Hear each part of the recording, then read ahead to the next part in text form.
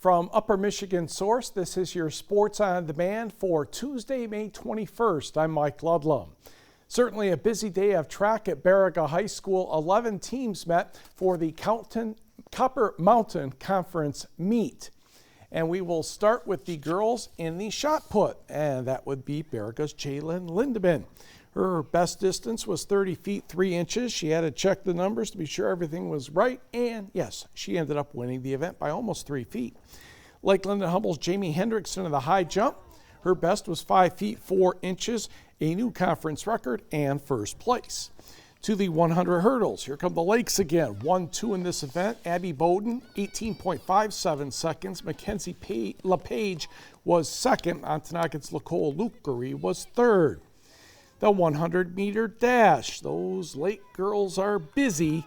It would be Jocelyn Perla, 13.78. Caitlin Backus and Cameron Crouch made it 2 and 3. To the 4x200-meter relay.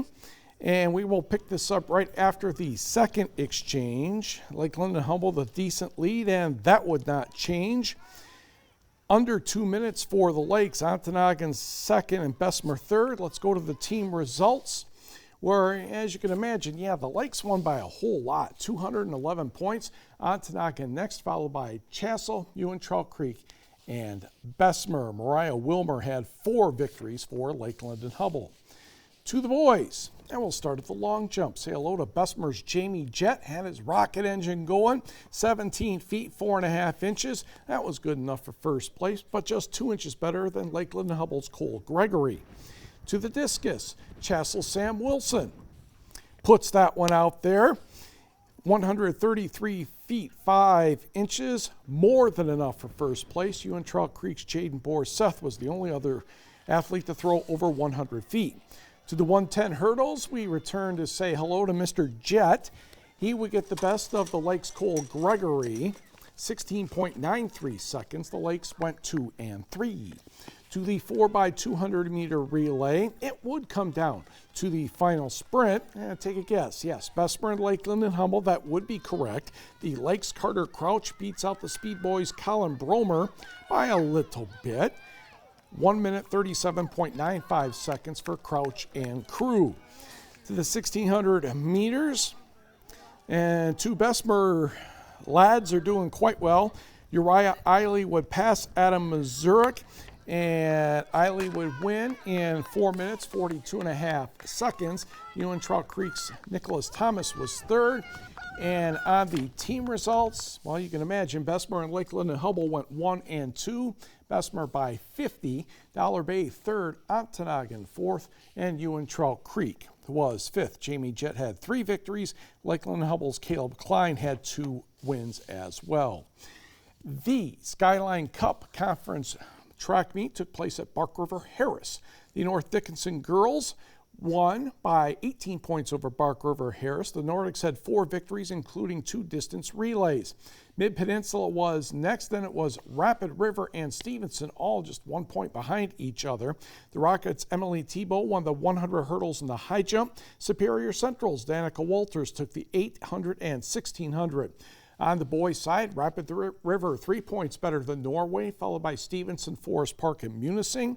For the Rockets, Gunnar Larson, the shot put and discus. Forest Park had a couple of wins, both hurdles by Dawson Bonji. Softball. Marquette hosting Bark River Harris, top of the first, and that pitch gets away.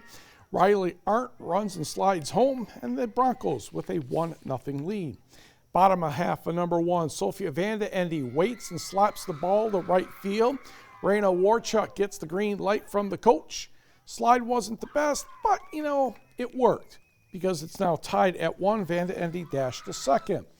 Base hit by Alexi Trombley put runners in scoring position. Maya King to short, but Riley Arndt's throw to home is in time. Alexis Berg with the tag for the Broncos. Next up, Maddie Carter. Pitch gets away. Lexi Trombley will score. And the Redettes would take a 2-1 lead, and that would be enough for Marquette pitcher Amanda McIntyre. She shut down the Bronco attack with 12 strikeouts. In fact, she threw a no-hitter as the Redettes won the first game of the doubleheader 4-1. Broncos came back to take the nightcap 9-3. Also a twin bail down in Escanaba. Eskimos won the first game 6-0 over Gladstone. And hey, that's pitcher Gabby Salo with the home run, a 2-run shot. And that gave the Eskimos a 3-0 lead in game number 2. And more Eskimos. Senior Heather Bergstrom with the base hit. Jalen Olson scores to make it 4-0. And then freshman Carson Sigorski joins the party.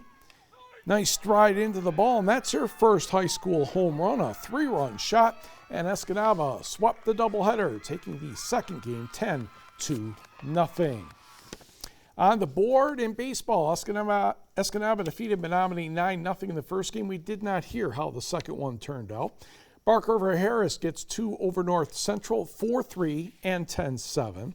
Norway, a pair of 4-0 scores over Stevenson. Cody Hendricks had a 2-run homer in the second game for the Knights. And in boys tennis, it was Marquette over Escanaba 5-3. West Iron County turned back Kingsford 7-1.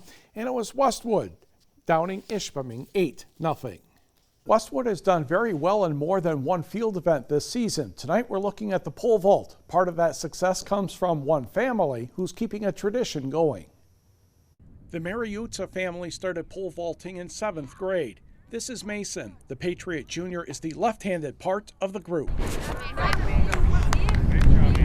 My dad pole vaulted back when he was in high school and middle school, and he was pretty good at it. And middle school track rolled around, and it always interested me, and it looked fun. You know, I knew it took hard work, and we put a lot of hours in every day. Limestone and number 1. You really just got to be able to work through mistakes, work through mental blocks, and you got to try to have a good time too. It's better when you're better when you enjoy it.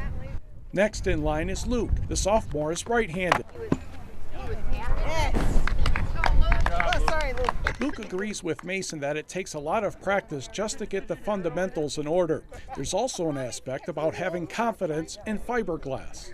It's just a lot of practice and just getting yourself to do the fundamentals, like keeping your arms out. And it's kind of scary when you get on a big pole and you're going up there. You just got to believe in the pole, trust your pole, trust your steps, and you just got to do it. But wait, there's more. Luke's twin sister Avery makes the group a trio. She says it's a much tougher sport for a girl, but it can be done. It's a little harder for girls because they can't build muscle as easily as guys can, and they typically aren't as fast. So you kind of have to work harder and just push yourself a little more. Having 3 family members in this sport has its advantages. It makes it a lot more relatable. And, you know, you can go home from practice, go home from meets, and vent to each other, talk to each other about it, help each other out, and makes the experience a lot better. It's a tailwind, so the only hard thing is throwing your pole back so it doesn't hit the crossbar and knock it off. Michigan Tech head coach Joe Shawn has named Raymond Bryce the hockey captain for next year's Huskies. Bryce is from Houghton, has played 67 games in 3 seasons with Tech, and has been twice named to the WCHA All-Academic team. Forward Alex Smith and defenseman Seamus Donahue will serve as alternate captains. NMU graduating senior Nathan Rotundo of Marquette has been awarded a 2019 Great Lakes Intercollegiate Athletic Conference Pat Riepma Postgraduate Scholarship. Rotundo will receive $5,000 academic scholarship from the league to help support his graduate studies. Rotundo placed 8th in the men's 1-meter and 3-meter diving events at the 2019 GLIAC Championships. What's interesting about that? It's the first time he's been a diver for NMU after competing in the breaststroke throughout his career.